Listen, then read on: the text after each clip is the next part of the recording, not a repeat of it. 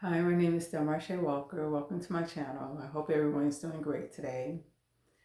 I made a video a couple weeks ago, and in that video, I mentioned that, I'm no longer focusing on racism or racist people.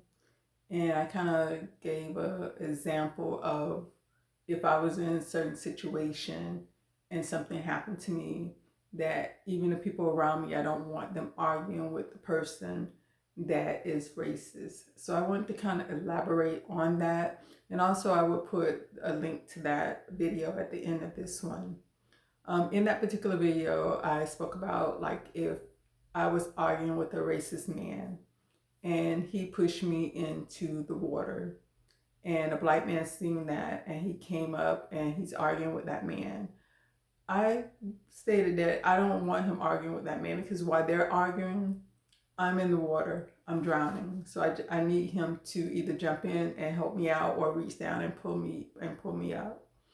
And what I mean by that is that I'm exhausted and I'm tired of having the same conversations that has been had before I was even born about, racism, justice and everything. Right now, fortunately, in the United States, we do have laws that protect us as far as racial discrimination, discrimination as far as being a woman, or discrimination as far as your religious belief.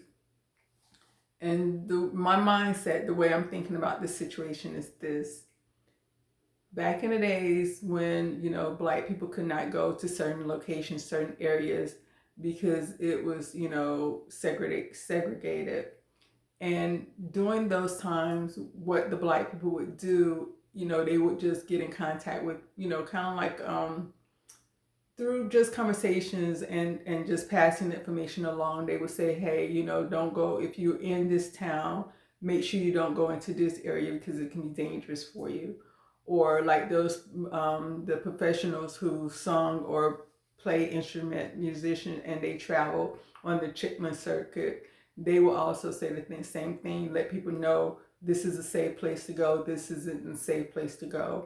And I think as black people, we should focus more on that. If we're doing business with someone and that person is racist, instead of, because you're not going to be able to change the mentality of a racist person, but just get the information out there as far as, hey, you don't want to do business with this individual, or you don't want to do business with this person or this company. Or if you're traveling and you go to a different country and you're staying at a hotel and you find out that the people in that hotel is racist, or you just in general, that place that you went, you're finding that you're running into a lot of racism. Just more or less put that out there for safety reasons, because you don't want someone else to come behind you and still have to experience that same thing. Just put that information out there. Hey, this, if you look like me, if you're black, don't go here because the people are very racist and they can make you feel unsafe. Because for me, I'm tired of explaining what it is to be black to people who don't really care. I don't feel like I should have to explain or turn down my blackness, which I'm not. I am a black woman. When I show up, you see me. I'm not going to hide my blackness. I'm not going to explain my blackness, and I'm not going to turn my blackness down. It is what it is. And then as far as that, because there's hate in America as well as throughout the world. I know that, I understand that. And like I said, when I show up, I can't hide my blackness, and I'm not ashamed of it. I'm proud of who I am. I'm proud of being black. And you know what I'm saying? There's no shame in who I am. And so I'm not going to walk out into the world expecting everyone to like me, because I know they're not. Just for the simple fact, they don't know me, but they see my skin color and they dislike me because of that. And like I said, that's in the United States as well as throughout the world. And then the second thing, I am a woman. Unfortunately, being a woman, we are hated as well. In the United States, there's some people that do not like women. They hate women. They exploit women. They take advantage of women. They abuse women. And you can see that throughout the world, that the same thing is happening to women. You know, a lot of people see women in other countries and they treat them as if they're not human, you know, as property and things like that. So as a woman, I can't change the fact that I'm a woman. I'm not hiding the fact that I'm a woman. I'm not ashamed at the fact that I'm a woman. But it's just like when I was growing up, as you know, teenagers, preteens, teenagers, and everything like that. As girls, we was always taught to have each other back. When we go out together, stick together. You know, don't get separated. Like if we're going to the movies, if we're going to the mall, if we were going to the fair, a school sports game or whatever, it always was stick together. Y'all came together, y'all leave together. You know, and as girls, we was always taught, even when you go to the bathroom as a group. Look out for each other, have each other back, you know, and never take a drink from anyone that's already open, regardless if you know the person or don't. You know, it's just certain things that we was taught to keep us safe as girls growing up, as teenagers growing up in the environment. So as women, we could still look after ourselves like that, you know, especially being a woman, and then on top of that, being a Black woman. So it's like, you know, you still have to like say, hey, if you're a woman and you're traveling, you know, be careful of this area, this location, or if you're plan on going out to a club or whatever, be, you know, aware of this. If you can hook up with other women and go as a group, do that for safety reason. And then with me, I'm a Christian. There's a lot of people that do not like Christians in the United States as well as throughout the world. And you know, they have been killing Christians. So as a Christian, that's the third thing I have to be aware of. You know, it's like when you know, you might say, well, you could hide your Christianity because you don't have to say anything to a person about being a Christian. But I got tattoos. The first tattoo I ever got, and I'm not telling anyone to get a tattoo, but the first tattoo I ever got on me was a cross. And I got that because it did represent Jesus, you know, Jesus carrying his cross. I have a tattoo on me that says blessed. I have a tattoo on me that says child of God. And this is the last, I have other tattoos also, and this is the last tattoo I got, which is a fish. And some people call this the Jesus fish.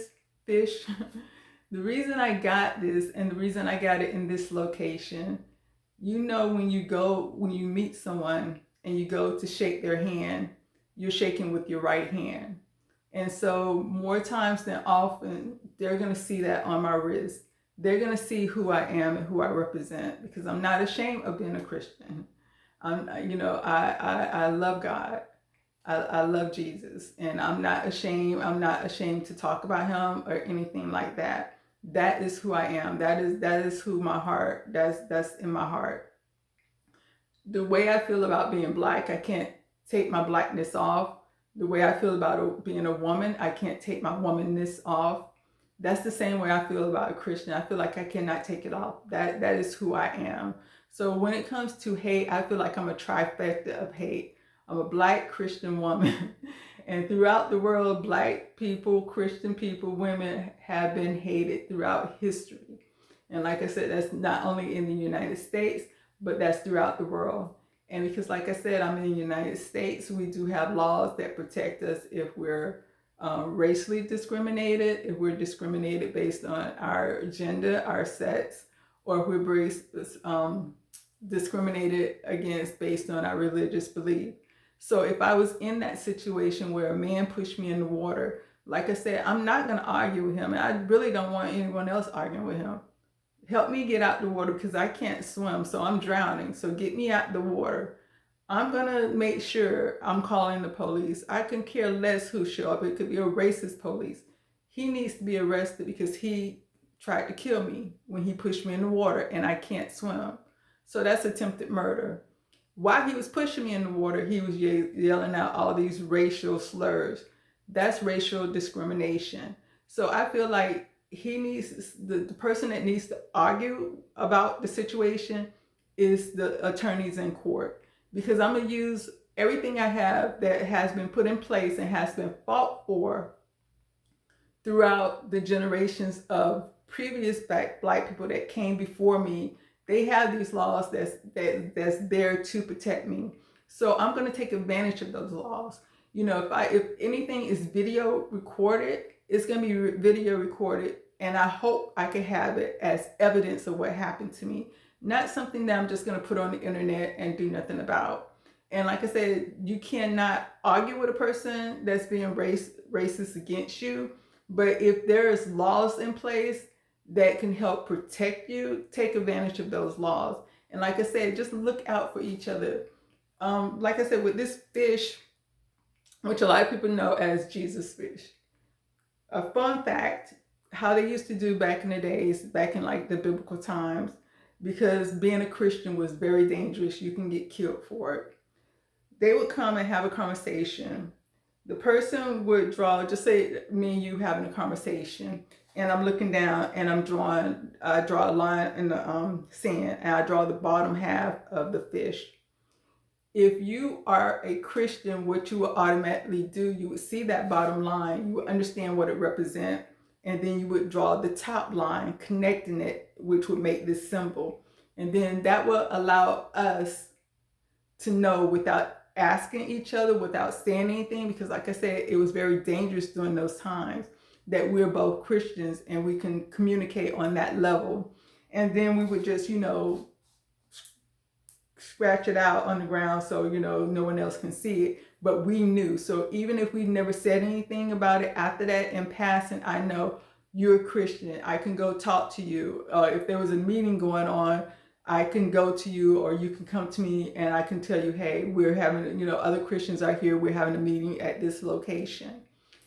Same situation, if I drew the line in the ground and you didn't respond to it, I would just act like I'm still just doodling in the ground with my feet, just looking down, and I would just scratch it out. But that would let me know that you're not a Christian, that you didn't represent, who I am. And I'm not going to say anything to you, because you could be the type of person be like, hey, there's a Christian over there, and I end up getting killed. Because like I said, they were persecuting Christians back in the days. So it was things that was put in place for each individual to know who they are, to be safe, and to keep everyone else safe that they consider to be their sister, their brother, or, like I said. So I feel like that's more important as a Black person in America traveling throughout the world. I feel that's more important as a woman in America or traveling throughout the world, or as a Christian in America and traveling throughout the world. That is more important to be safe, because like I said, you can't change how a person feels. You can speak up about it. You can speak up about your experience, your situation, but don't do it as far as, hey, this person this person that.